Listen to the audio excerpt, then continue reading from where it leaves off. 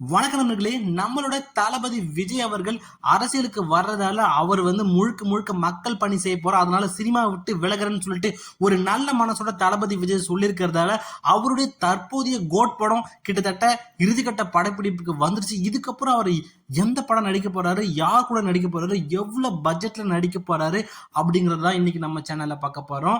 அதுக்கு முன்னாடி நீங்க எல்லாரும் நம்ம தளபதி விஜயோட டெய்லி அப்டேட் தெரிந்து கொள்வதற்காக தமிழக வெற்றி கழகத்தின் இந்த சேனலை சப்ஸ்கிரைப் பண்ணிட்டு வாங்க பார்க்கலாம்.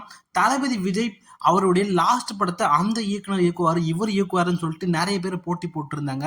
ஆனா அந்த வரிசையில் பார்த்தீங்கன்னா இப்ப கிட்டத்தட்ட வினோத் தான் அந்த படத்தை இயக்க போறாருன்னு சொல்லிட்டு கன்ஃபார்ம் ஆயிருக்கு. வினோத் இதுக்கு முன்னாடி எடுத்த எல்லா படங்களையும் பார்த்தீங்கன்னா சிறப்பான கதைக்களை அமைத்து மக்களுக்கு ஈஸியா புரியுற மாதிரி ஒரு நல்ல கதையை எடுக்கக்கூடிய ஆளு. அவரு ஒரு சூப்பரான விஷயத்தை சொல்லியிருக்கிறது என்னன்னா, தளபதி விஜய் கூட நான் படம் பண்ணா நான் பண்ண போற படம் கண்டிப்பா அரசியல் படமா தான் இருக்கும். அந்த படம் அரசியல்ல விட்டு விளாசம் சொல்லியிருக்காரு. தளபதி விஜயம் சினிமா விட்டு அரசியலுக்கு போறதால கண்டிப்பா அந்த படம் அரசியல் படம் இருக்குன்னு சொல்லிட்டு நம்மளும் நம்பலாம். அதுக்கப்புறம் வினோத் சொல்லியிருக்காரு, நான் இதுக்கு முன்னாடி விஜய்க்கு நிறைய கதை சொல்லியிருக்கேன், அந்த கதையிலுமே நான் அரசியலை வச்சுதான் சொல்லியிருக்கேன், ஸோ இந்த கதையும் அரசியல் கதை தான் அப்படின்னு சொல்லியிருக்காரு. ஸோ கோட்டு படத்துக்கு அப்புறம் தளபதி விஜயோட கடைசி படம் வினோத் இயக்க போறாரு. இந்த படத்தோட பட்ஜெட் எவ்வளோன்னு தெரியல, ஆனா விஜயோட சேலரி மட்டும் கிட்டத்தட்ட 200 கோடி ரூபான்னு சொல்றாங்க.